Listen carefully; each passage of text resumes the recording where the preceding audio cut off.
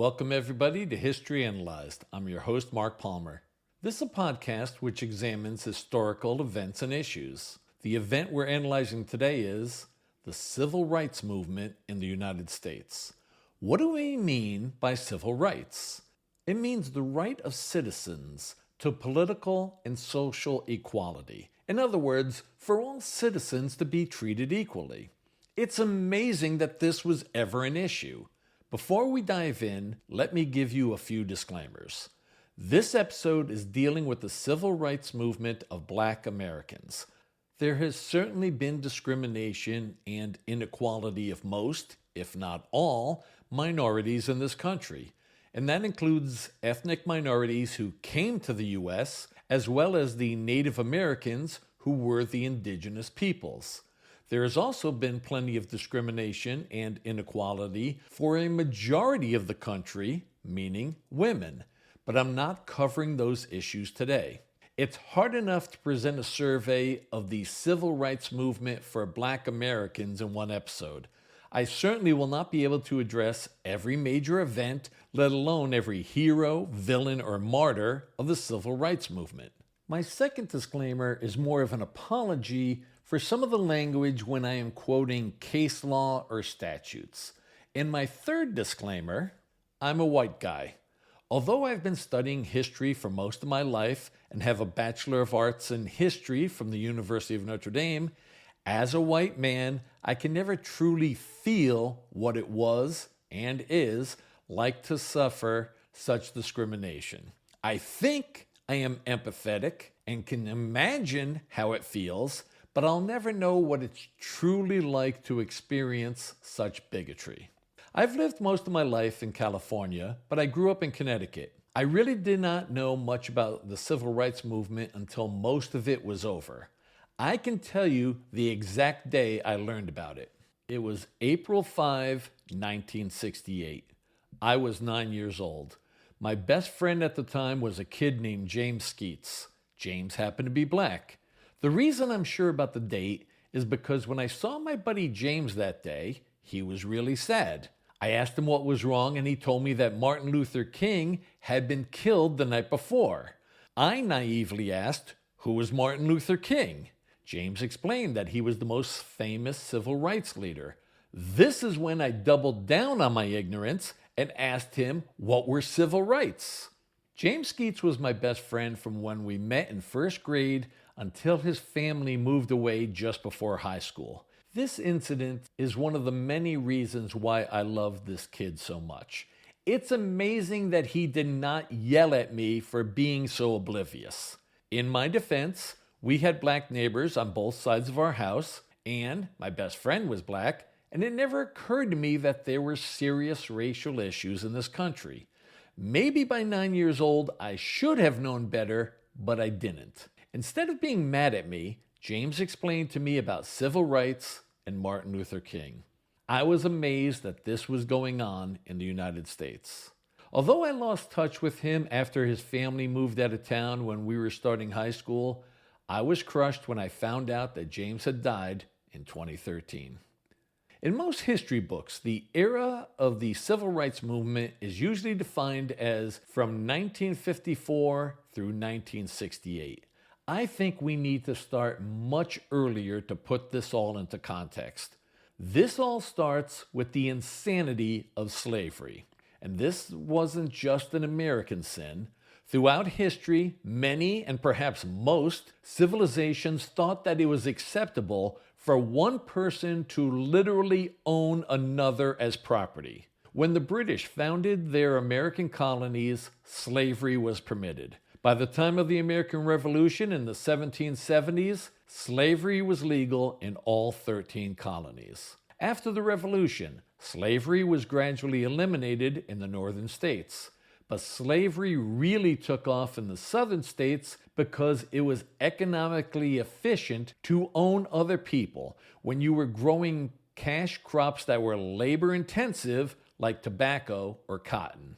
I don't have time to go through the whole history of slavery in the U.S., but slavery was certainly the cause of the American Civil War.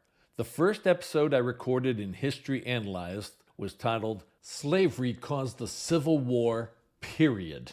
In that episode, I present incontrovertible evidence from the people of the Confederacy that the war was about slavery and slavery only. If you listen to that episode, please keep in mind that it was my very first episode. The Civil War resulted in 3 amendments to the U.S. Constitution. The 13th Amendment finally rid the country of the scourge of slavery once and for all. The 15th Amendment says that the right to vote shall not be denied on account of race, color, or previous condition of servitude.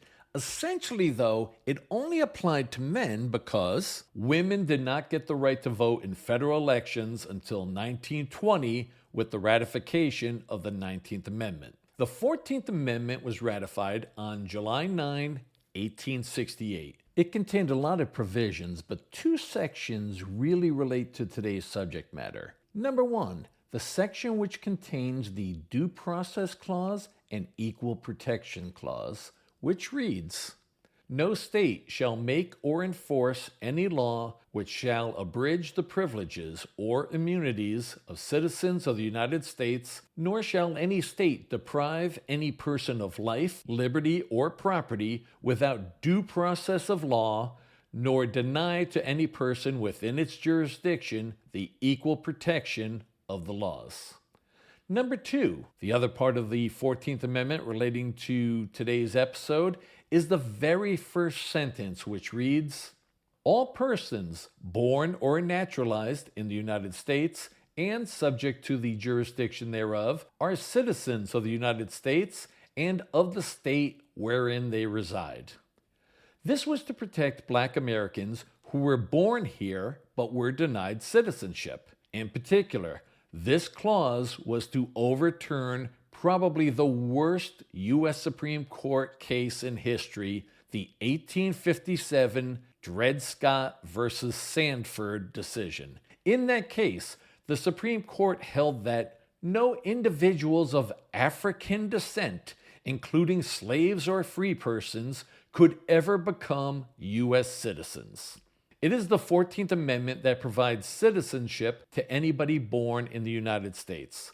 Over the years, some people have proposed to do away with birthright citizenship, but a simple law of Congress signed by the President would be meaningless. According to Article 6 of the U.S. Constitution, the Constitution is the supreme law of the land. The only way to change this birthright citizenship would be with an amendment to the Constitution. Some people argue that the 14th Amendment does not provide citizenship to a person born in the United States whose parents are not U.S. citizens. Such people are wrong. This matter was decided in 1898 in the case of United States versus Wong Kim Ark.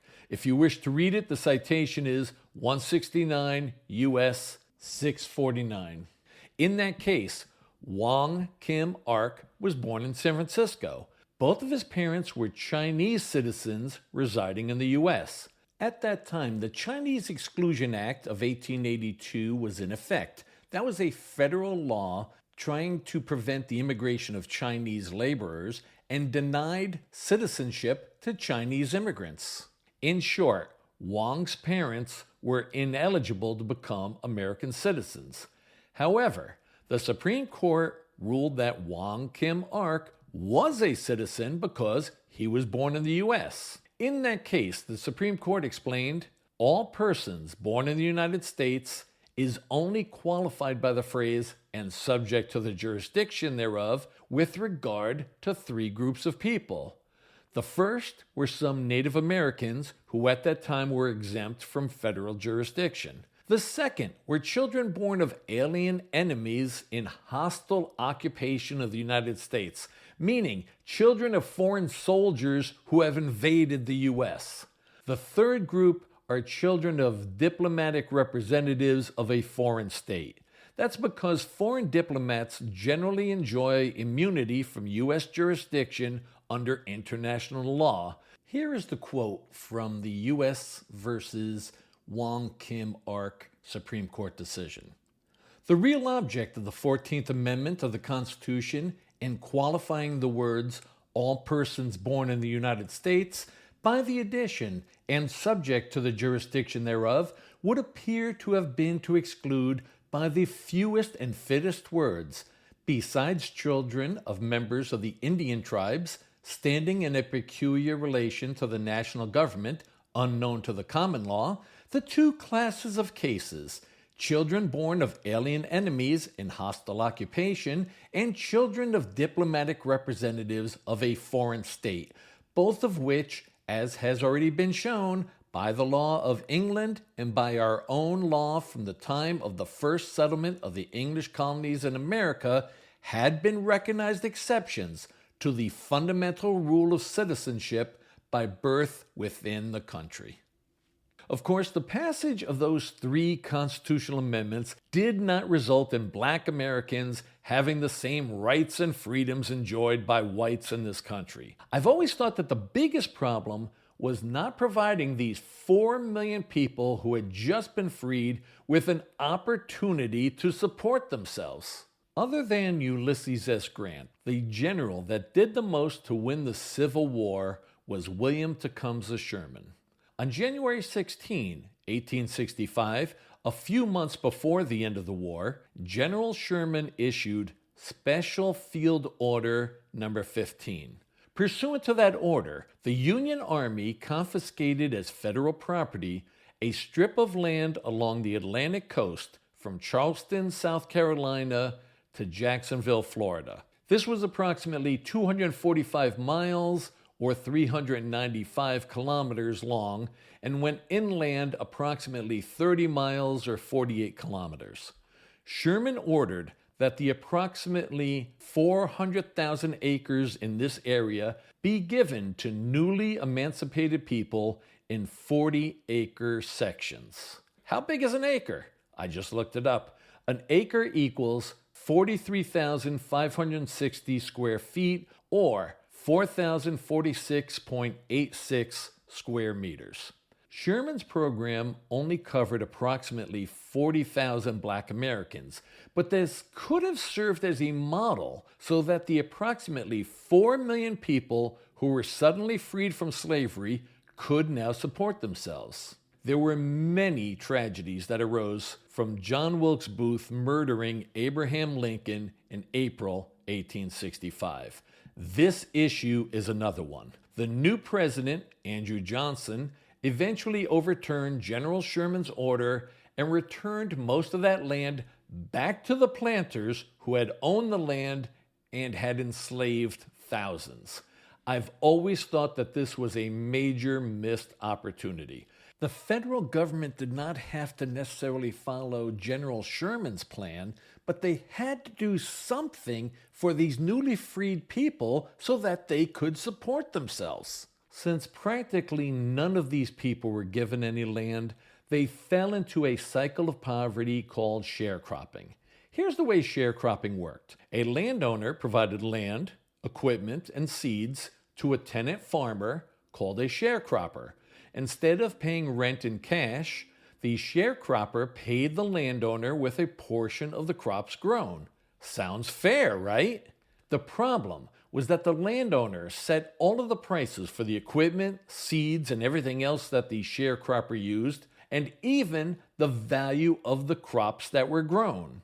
Because of this very dubious accounting, no matter how much was grown, the sharecropper could not get out of debt. And since these poor people had no place else to go, they were stuck in a cycle of poverty working the land. This horrible system was also used to keep down poor whites as well as the newly freed blacks. For a little over a decade after the Civil War, federal troops occupied the states that had belonged to the Confederacy. This was necessary due to a lot of reasons, but primarily because of the Ku Klux Klan, commonly just called the KKK. That was a white supremacist terrorist organization that committed murder and torture of blacks with very few repercussions. Ulysses S. Grant has the image of being a great general who won the Civil War but was an ineffectual president.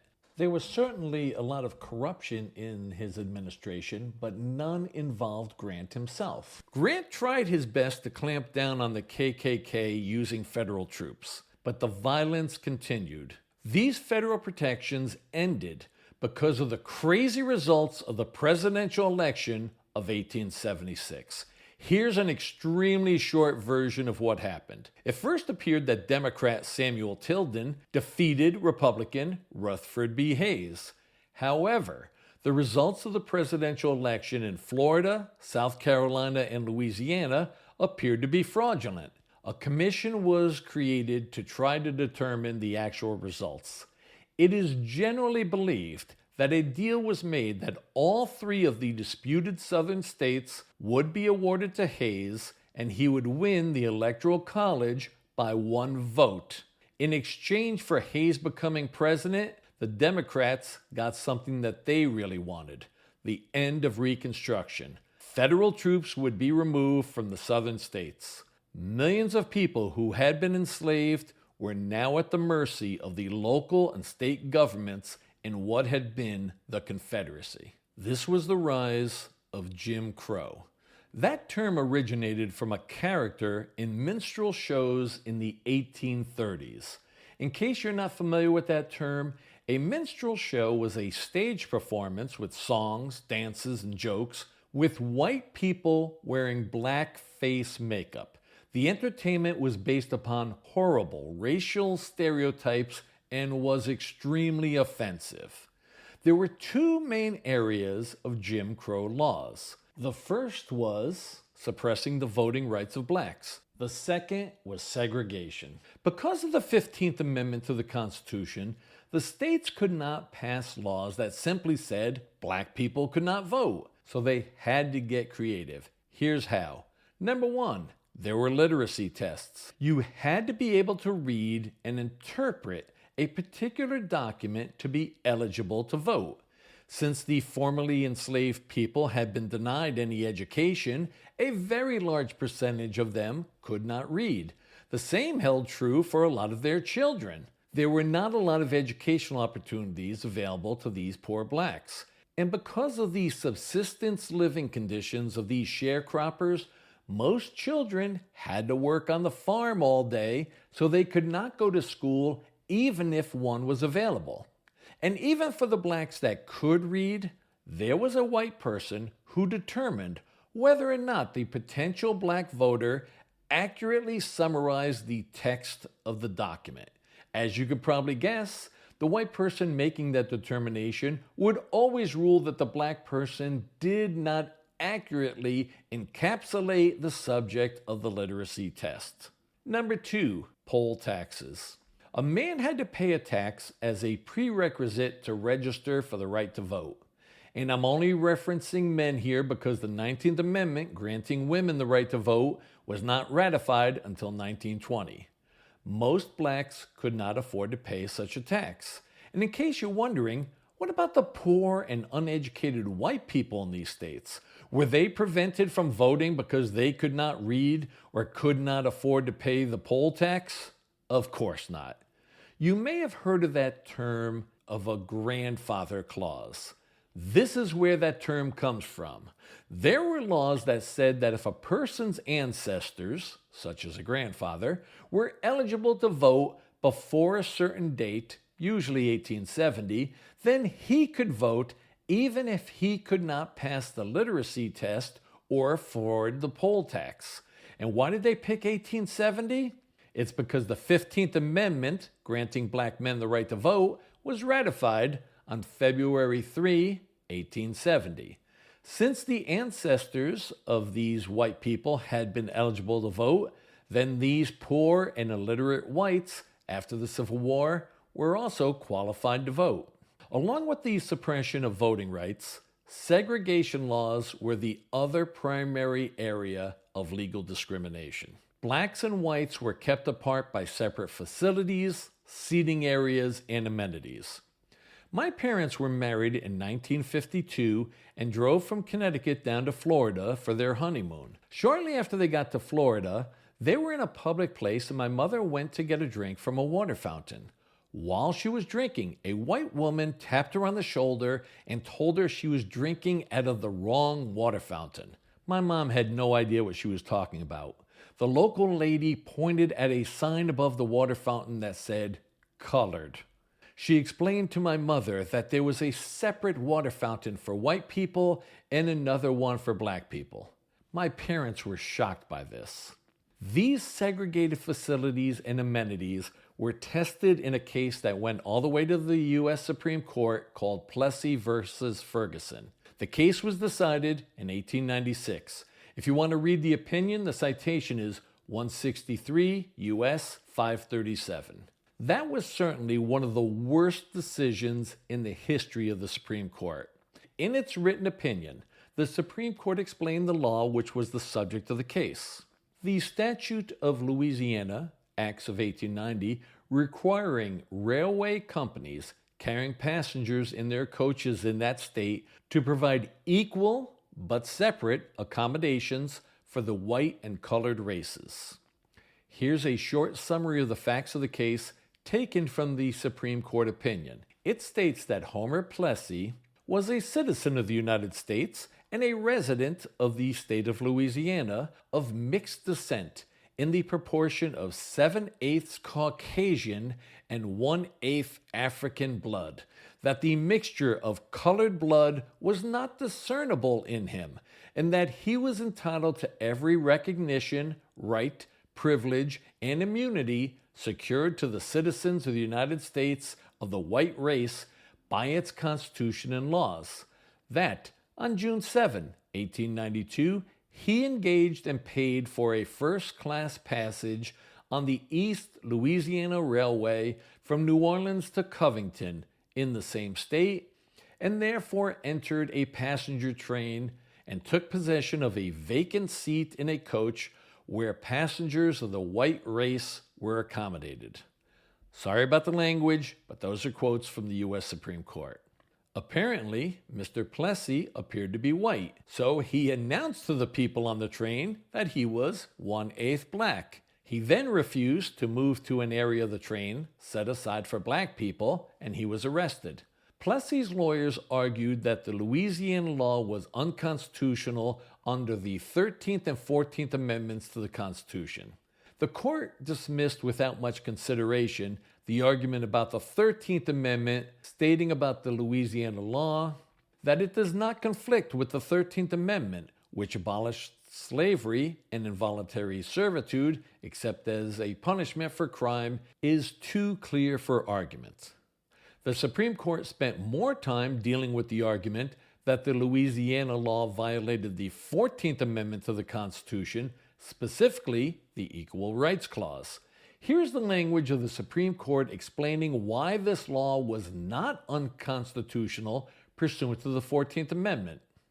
The object of the amendment was undoubtedly to enforce the absolute equality of the two races before the law, but in the nature of things, it could not have been intended to abolish distinctions based upon color or to enforce social, as distinguished from political, equality, or a commingling of the two races upon terms unsatisfactory to either. Laws permitting and even requiring their separation in places where they are liable to be brought into contact do not necessarily imply the inferiority of either race to the other, and have been generally, if not universally, recognized as within the competency of the state legislatures. Let me translate. That is legalese for saying that the concept of separate but equal was constitutional. And I know what you're thinking, and you are right. These separate accommodations or facilities for blacks were never equal to those provided to whites. But it was a nice legal fiction that the Supreme Court went along with. And because of this case, separate but equal continued as the law of the land for 58 years. This meant that local and state laws could discriminate based upon race as long as they theoretically provided a separate but equal facility. I'll get to the case that overturned this monstrosity in a little bit. Bigotry was not limited to the laws of the southern states. Obviously, individuals anywhere sometimes acted in a racist or discriminatory basis. It was just so much worse in the South because it was the actual laws of those states, counties, and municipalities. But there were laws that discriminated against blacks in other parts of the country. The federal government had legal discrimination.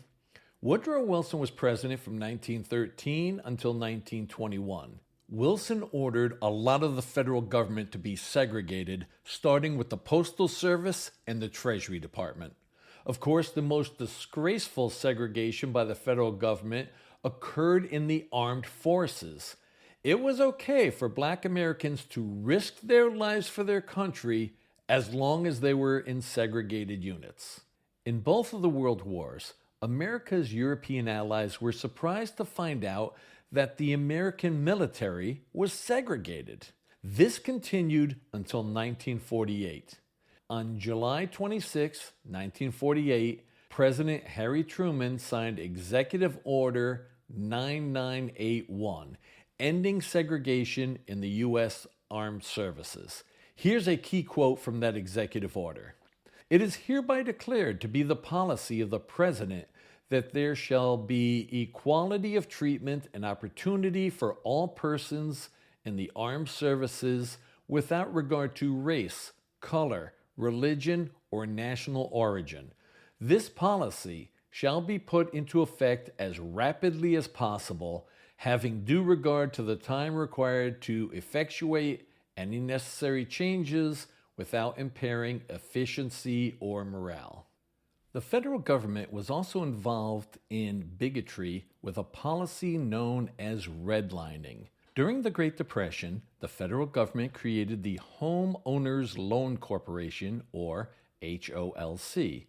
That was a federal program established in 1933, which provided low-interest mortgages to both homeowners and private mortgage lenders. So far, so good. The problem was that the HOLC created color-coded maps of most American cities. The idea was to categorize city neighborhoods based upon the risk level of defaulting on a mortgage. They created 4 categories. The safest neighborhoods were color-coded green. The next safest neighborhoods were colored blue. The yellow areas were neighborhoods that were starting to decline and showed an infiltration of a lower grade population. That's a quote, and you know what that meant. And the red areas were neighborhoods considered hazardous. These were areas that had low rates of home ownership, deteriorating housing, and an undesirable population. The undesirable population primarily meant blacks, but could also encompass other minorities. This was the origin of that term, redlining. The federal government was telling private lenders that the redlined areas were undesirable neighborhoods. This made it much harder to get mortgages or any kinds of loans. This helped create a cycle of poverty since money was not available to buy a home or to repair or remodel homes in those districts. So the housing in those redlined areas declined into slums. It was not just the federal government that engaged in discriminatory practices outside of the southern states. There was a lot of segregation in the workplace. Probably the most famous example was the color barrier in Major League Baseball. Up through World War II, the owners of the 16 Major League Baseball teams had what was considered a gentleman's agreement. I love that term because there was nothing gentlemanly about it. Although it was not written anywhere, the agreement was that none of the teams would have any black baseball players. That segregation lasted until Jackie Robinson debuted for the Brooklyn Dodgers on April 15, 1947. Earlier I told you about the Ku Klux Klan during the Reconstruction period. The KKK had a resurgence in the 1920s, and this time it was not just located in the South. The Ku Klux Klan had become so big that on August 8, 1925, approximately 50,000 KKK members marched down Pennsylvania Avenue in Washington, D.C. in their KKK outfits. Imagine the Ku Klux Klan brazenly parading in our nation's capital. And although they wore their ludicrous Klan costumes, they had the hoods pulled up so they could show their faces. Apparently, they were only given a parade permit if they did not cover their faces. But it seems that they weren't worried about being identified. They were proud of their bigotry. This is one of the low points of American history. The Klan expanded their hatreds. In the 1920s, the KKK did not only hate blacks, but found that they could also hate immigrants, Catholics, and Jews. Earlier, I told you about the disgraceful Supreme Court case of Plessy versus Ferguson. 58 years later, that case was finally overturned in Brown versus Board of Education of Topeka. That case was decided in 1954. If you want to read the opinion, the citation is 347 U.S. 483. In his written opinion of the case, Chief Justice Earl Warren noted that the schools at issue may have been equal, and if so, would satisfy the separate but equal doctrine established in Plessy versus Ferguson. But, Chief Justice Warren explained, the central factor in this case, that simply by being separate, the black children were being deprived of their equal rights pursuant to the 14th Amendment. Here is the key passage from the court's opinion. We come then to the question presented: does segregation of children in public schools solely on the basis of race, even though the physical facilities and other tangible factors may be equal, deprive the children of the minority group of equal educational opportunities? We believe that it does. This was a direct overturning and repudiation of that ridiculous separate but equal doctrine.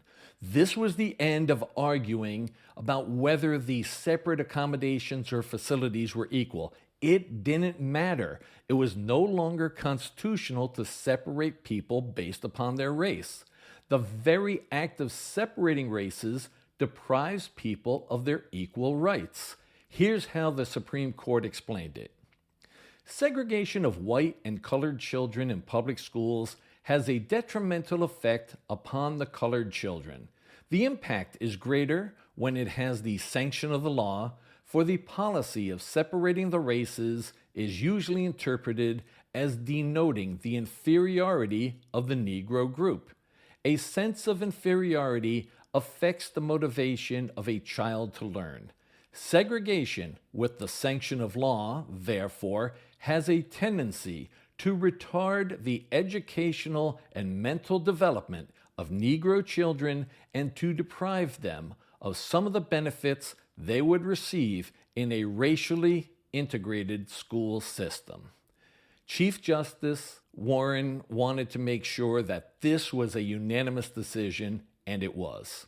Fun fact: the first black person ever to sit on the U.S. Supreme Court was Thurgood Marshall. He was appointed in 1967 by President Lyndon Johnson. The reason I'm bringing it up here is because Thurgood Marshall was the lead counsel representing the plaintiffs in Brown versus Board of Education. The Brown decision is generally considered the start of the civil rights movement. This does not mean that black people had not been fighting for equal rights before this time, but before 1954, civil rights groups kept losing in court because the Plessy versus Ferguson case essentially said that Jim Crow laws were legal. Starting with the Brown decision, such laws were now unconstitutional. With the law finally on their side, civil rights organizations now had an opportunity to challenge the legal discrimination in court. So what changed during those 58 years? Why was separate but equal no longer constitutional? I practiced law for 31 years. Most people think that when a landmark Supreme Court case is later overturned, that times have changed or aspects of the law have changed. That's not it. It's the ideological makeup of the Supreme Court has changed. Being a justice on the United States Supreme Court is possibly the most powerful position in the world. There are only 9 justices on the Supreme Court. All you need is a majority of at least 5 justices. Think about it. You only have to get 4 other people to agree with you, and it's now the law of the land. And federal judges and justices are appointed for life. A president might serve 4 or 8 years, but a Supreme Court justice might serve 30 years or more. That's one reason why presidents look for younger people to appoint to the Supreme Court. Can Congress do anything to overturn a Supreme Court ruling? No. Can the president? No. When the Supreme Court makes a ruling, it is determining that something is or is not constitutional. The only way to overturn such a ruling is with a constitutional amendment. Do you know how hard it is to get a constitutional amendment passed? There's a reason why there have only been 27 amendments since the Constitution was ratified in 1788, and 10 of those amendments were done right away as the Bill of Rights. Article 5 of the Constitution provides the 2 processes to amend the Constitution. One way is by a constitutional convention called by 2/3 of the state legislatures. That has never been done.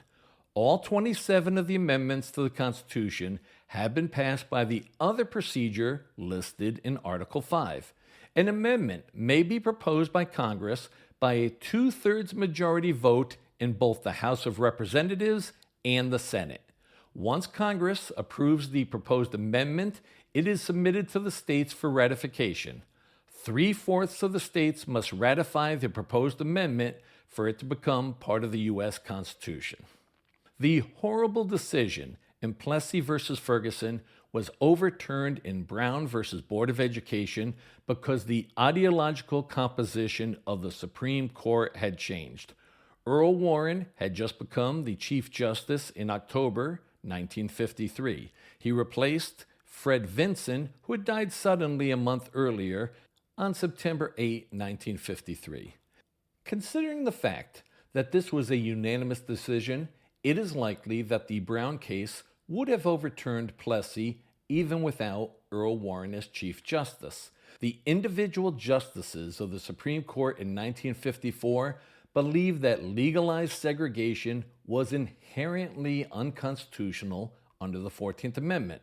In case you think I'm being overly simplistic as to why the Plessy doctrine of separate but equal was overturned, we recently saw a perfect example. In 1973, in the case of Roe versus Wade, the Supreme Court held that American women had a constitutional right to an abortion. Yet that ruling was overturned 49 years later. Why was that? Did the law change? Did the Constitution change? No, the composition of the Supreme Court changed. In 2016, one of the promises from Donald Trump when he was running for president was that he would appoint Supreme Court justices who would overturn Roe versus Wade. In his first term in office, Trump got to appoint 3 justices to the Supreme Court. That really changed the ideological configuration of the court. In 2022, in the case of Dobbs versus Jackson Women's Health Organization, the Supreme Court overturned Roe versus Wade. American women no longer had a constitutional right to an abortion.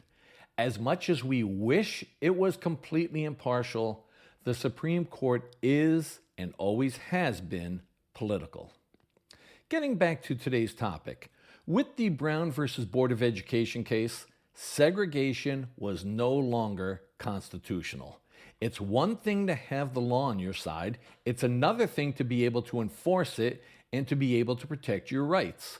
Before and after the Brown decision, the Jim Crow system was mostly enforced with violence or credible threats of violence. This usually involved lynching. If you're not familiar with that horrible term, it means the killing of a person not through any judicial means like a trial, but by a mob. I tried to find some accurate statistics about the number of lynchings of Black Americans in the United States. The figures vary. I found one set of statistics from the University of Missouri at Kansas City. According to that source, between 1882 and 1968, there were 3,445 black persons lynched in the United States. According to the National Association for the Advancement of Colored People, the NAACP, there were 4,743 lynchings of blacks in the U.S. during that same time period, 1882 to 1968. We may never know the exact total of lynchings in this country, but whatever the specific number is, it is appalling. Possibly the most famous racially based murder occurred in August 1955. The victim was a black teenager named Emmett Till. He was from Chicago and was only 14 years old when he went to visit relatives in the rural community of Money, Mississippi. One day, he and his friends went to a local store. There are contradictions as to what his unforgivable infraction was. But while leaving the store, Emmett either whistled at the white woman working there or called her baby. Under the insane morals of some people in Mississippi in the 1950s, this was a capital offense. The white woman was named Carolyn Holloway Bryant. She told her husband about this incident. The woman's husband, Roy Bryant, and his half-brother, J.K. Millam, kidnapped the teenager from his grandfather's home. They brutally beat him, tortured him, and murdered him. At the trial, Emmett's grandfather testified in court. He identified the two men that kidnapped his grandson. Do you realize how incredibly brave that was? A black person testifying against two white men in court at that time and place? Of course, it didn't matter. Despite clear evidence of their guilt, both men were acquitted by an all-white jury. A few months later, the January 24, 1956 issue of Look magazine contained an article entitled "The Shocking Story of a Proved Killing in Mississippi." In that article, Roy Bryant and J.K. Millam admitted their guilt and the details of the murder. They were never punished for their heinous crime. In 2022, a federal law titled the Emmett Till Anti-Lynching Act was passed. That law makes lynching a federal hate crime, as described on the congressional website. Specifically, the bill imposes criminal penalties, a fine, a prison term of up to 30 years, or both, on an individual who conspires to commit a hate crime offense that results in death or serious bodily injury, or that includes kidnapping or an attempt to kidnap, aggravated sexual abuse, or an attempt to commit aggravated sexual abuse, or an attempt to kill. As I explained earlier, the Supreme Court stating that segregation was unconstitutional was certainly nice, but it was going to take some brave people to put that ruling into effect. Now it's time to discuss Rosa Parks. She was living in Montgomery, Alabama, and would take the bus to and from work. The public buses were segregated. White people sat in the front, and black people were required to sit in the back. To add to the insult, a black person would have to enter the front of the bus to pay the fare, then get off and walk to the back of the bus and enter from the rear entrance. On December 1, 1955, Rosa Parks was riding the bus home after work. All of the seats were filled when a white man got on the bus. The bus driver told Mrs. Parks to get up and go stand in the back of the bus so the white man could have her seat. Obviously, chivalry was dead. Mrs. Parks refused to get up. As a result, she was arrested. She was eventually found guilty and was ordered to pay a fine of $10. But her act of defiance set off one of the greatest movements of nonviolent resistance. Some black leaders in Montgomery decided to boycott the public bus system. These people realized that they needed somebody to act as a leader and the face of the movement. In Montgomery at that time, there was a 26-year-old reverend named Dr. Martin Luther King Jr. Very few people had heard of him. But fortunately for America, he was the right person at the right time. Dr. King turned out to be a natural leader and one of the greatest public speakers in the history of the United States. The majority of the people who took the buses in Montgomery were black.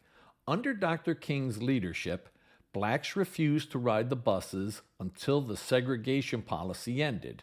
Some in the black community were able to carpool, but for most, this meant that they had to walk to and from work, school, wherever, sometimes at great distances and always at a lot of inconvenience. And this protest was dangerous.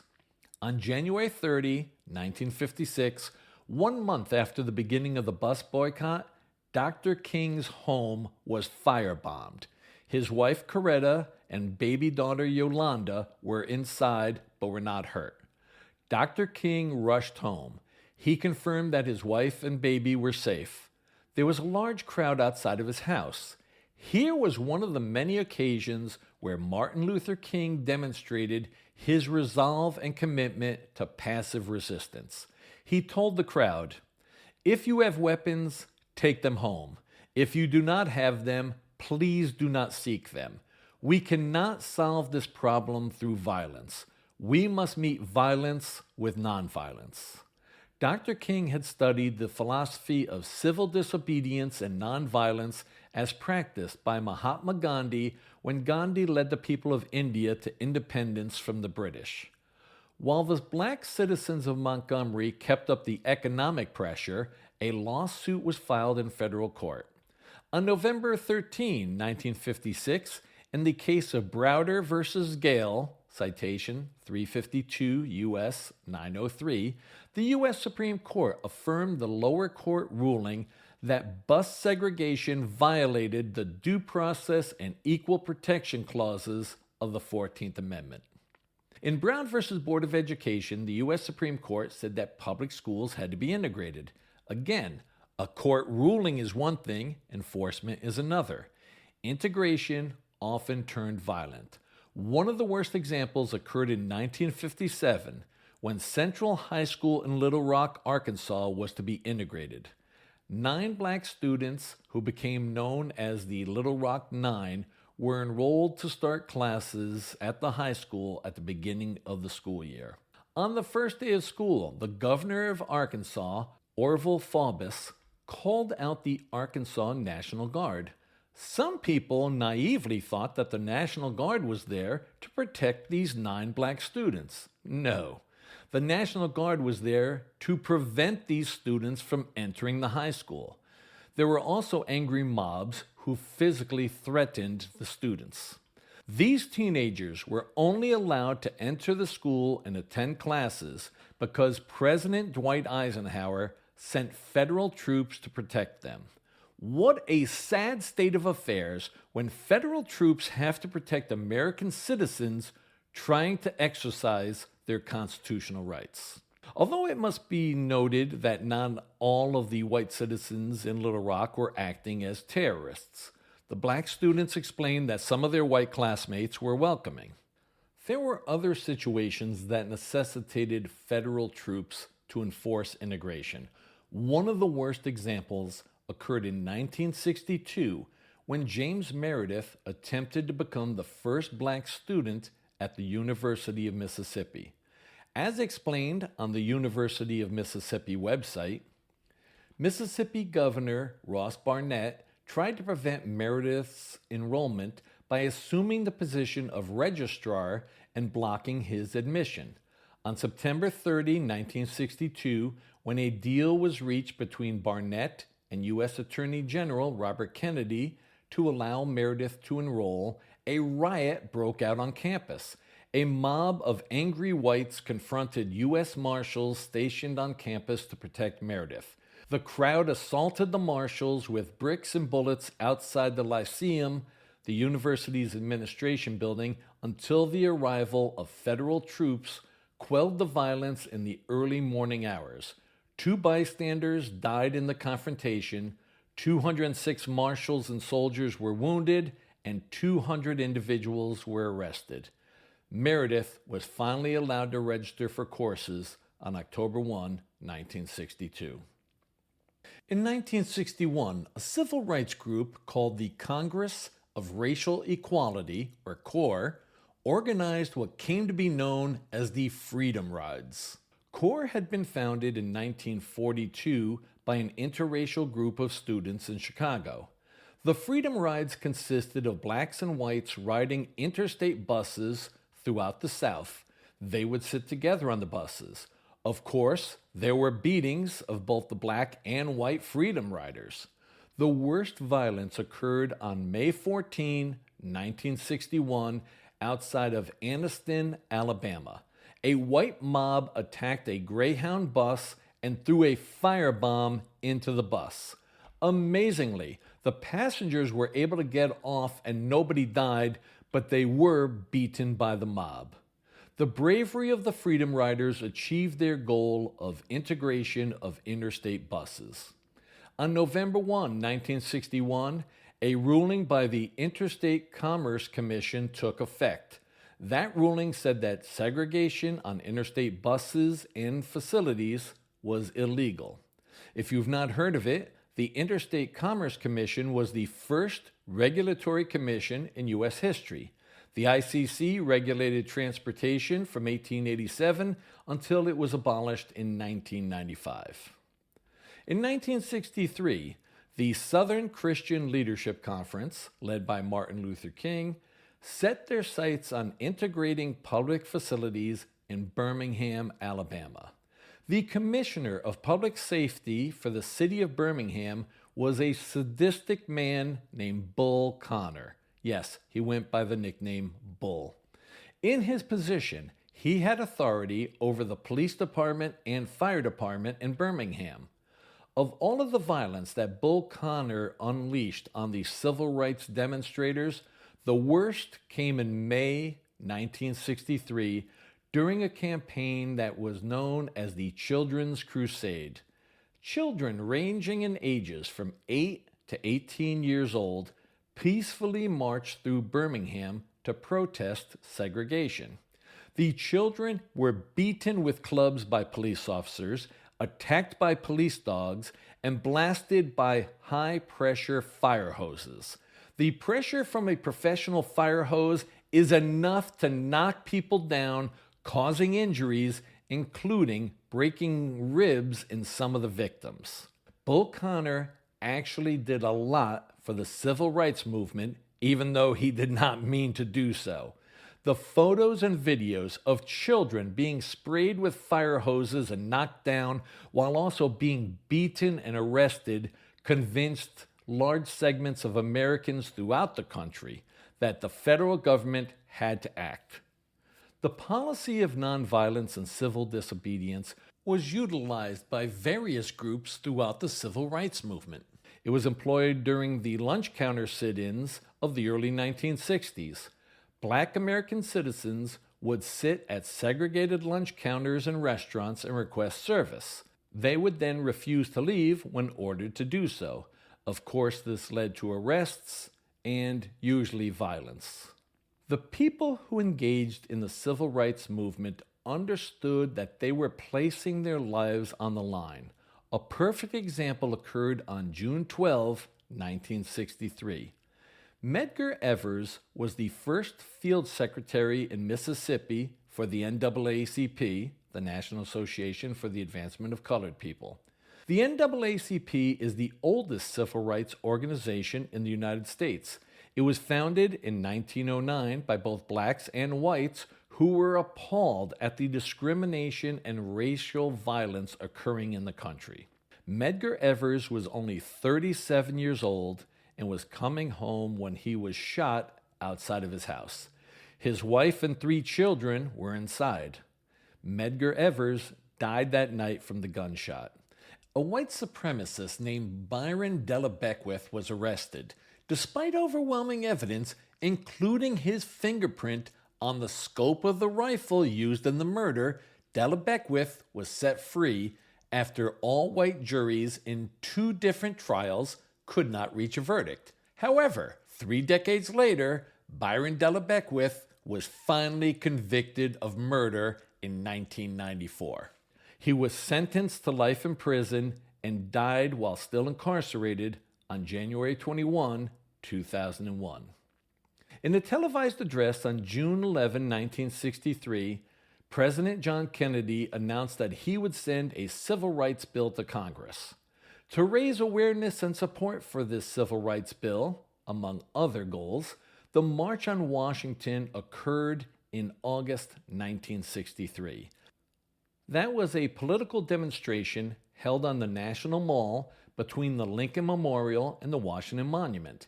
It is estimated that 250,000 people of all races were in attendance. This is when Martin Luther King delivered his fabulous "I Have a Dream" speech. I would highly recommend you find it online and listen to the entire speech. It is just fantastic. There were other speakers that day, including John Lewis, who was one of the organizers of the March on Washington. I'll tell you more about him in a little bit. Despite the March on Washington, it was highly unlikely that JFK could get a civil rights bill through Congress. But the situation changed after the tragedy of John Kennedy being assassinated on November 22, 1963. Lyndon Johnson became president. Johnson might have been the only president who could have pushed that Civil Rights Act through Congress. It helped that he was a Southerner from Texas.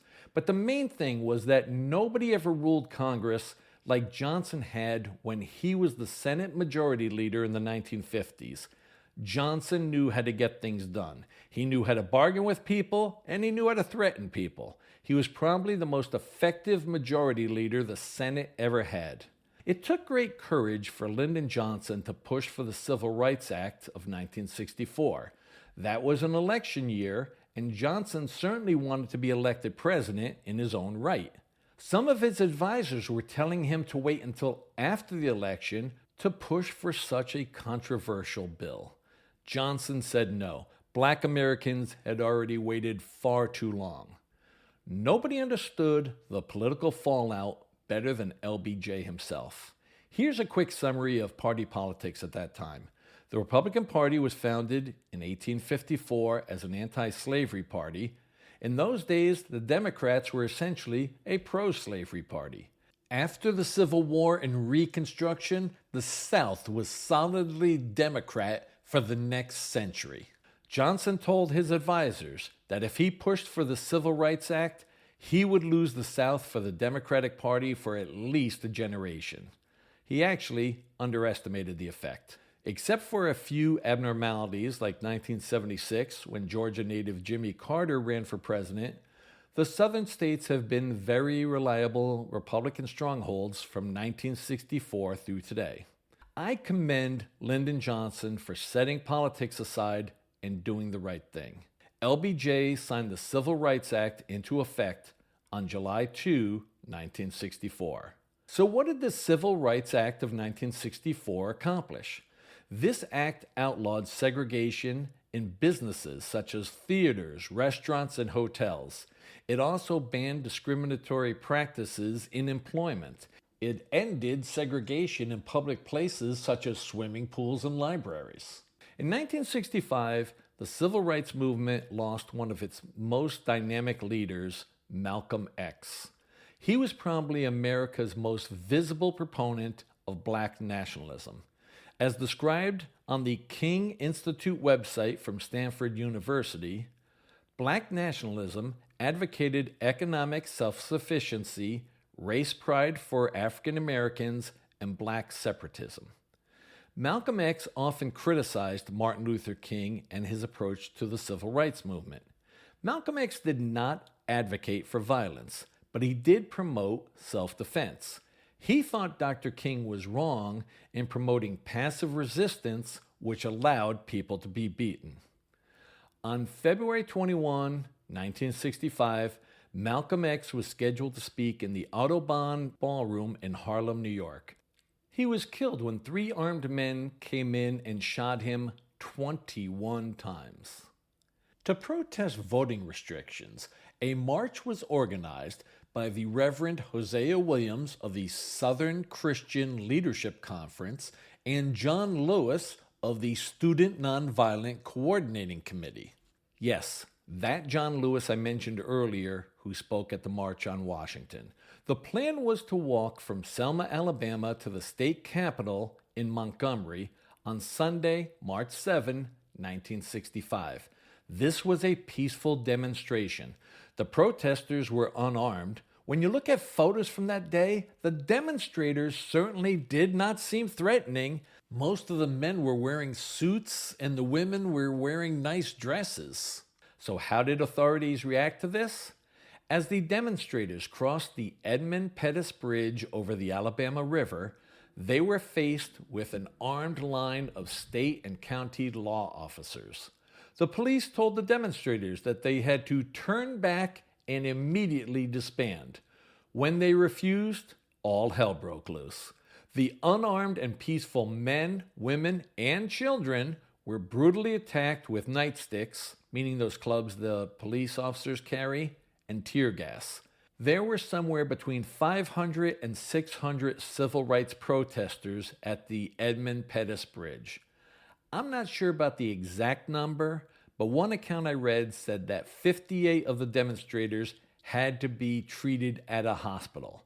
One of the organizers, John Lewis, suffered a fractured skull. Lewis went on to have an incredible career. He continued his work as a civil rights leader, and in 1986, he was elected to Congress representing a district in Georgia. He remained in the House of Representatives until he died of pancreatic cancer on July 17, 2020.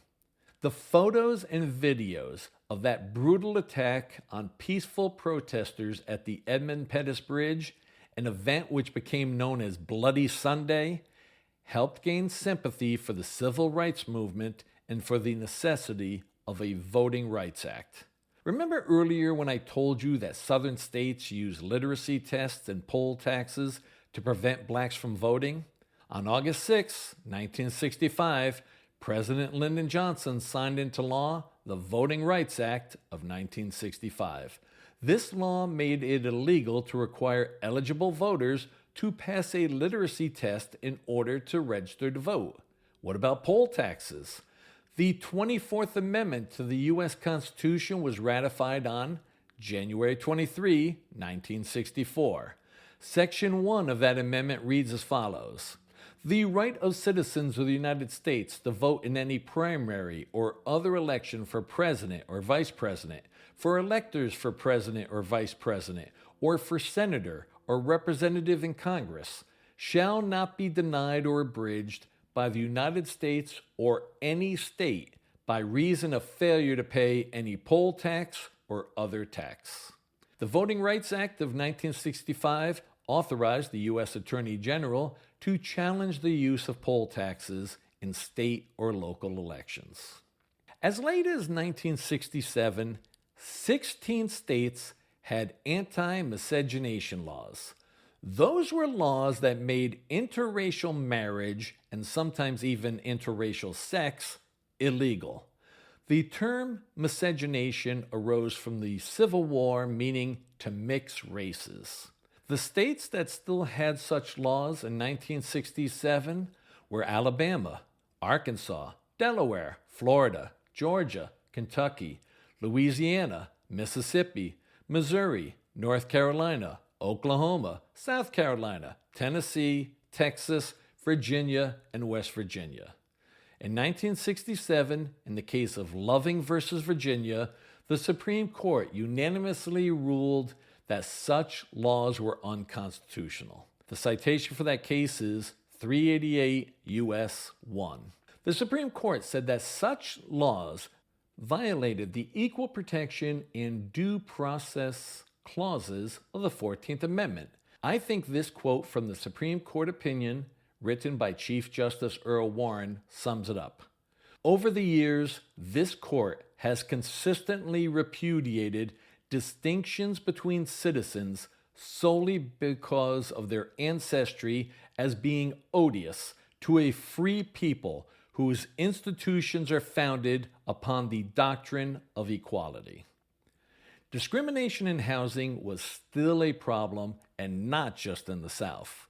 On April 11, 1968, President Lyndon Johnson signed the Civil Rights Act of 1968.